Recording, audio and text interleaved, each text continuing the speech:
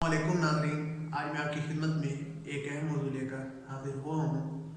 वो ये है कि 1991 में जनूबी इराक़ के शियों ने एक तारीख चलाई और इराक़ी फ़ौजियों ने चंद शियों को हरम इमाम हुसैन अलैहिस्सलाम से गिरफ़्तार किया और एक बैबा में, एक सहरा में ले गए और उनसे सवाल किया कि तुम बताओ, तुम सद्दाम के हामी हो या हुसैन इब्न अली के हामी हो।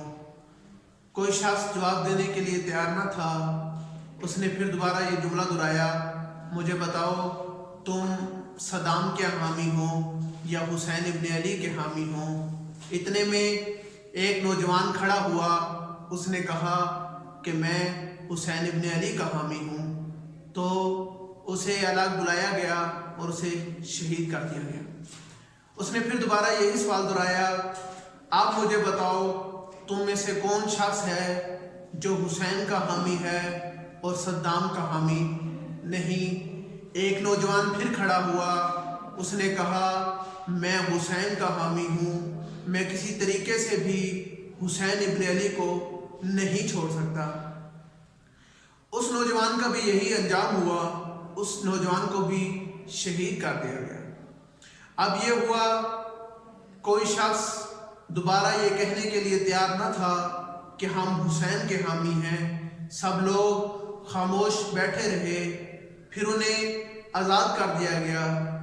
लेकिन ये बूढ़ा शख्स कहता है, मैंने आलम ख्वाब में देखा कि इमाम हुसैन अलैहिस्सलाम फरमा रहे थे कि पहले शहीद को लेकर आओ और उसे शोहदाए करबला के साथ तदफीन कर दो।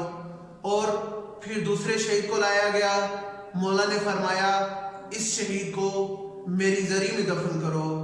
वो बूढ़ा शख्स कहता है, मेरे अंदर ये सवाल पैदा हुआ, आखिर क्या वजह है कि पहले शहीद को शोहदाए करबला के साथ दफन किया गया और इसे इमाम कह रहे हैं मेरी ज़री में दफन करो।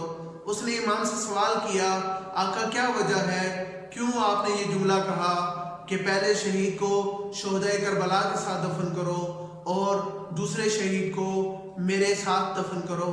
मौला ने फरमाया, जब पहला शख्स खड़ा हुआ था उसे अपने अंजाम का इल्म नहीं था कि मेरे साथ क्या होने वाला है, लेकिन जब दूसरा शख्स खड़ा हुआ उसने एक शख्स की शहादत देखी थी, उसे कत्ल कर दिया गया था, लेकिन फिर भी उसने हमारी हिमायत की।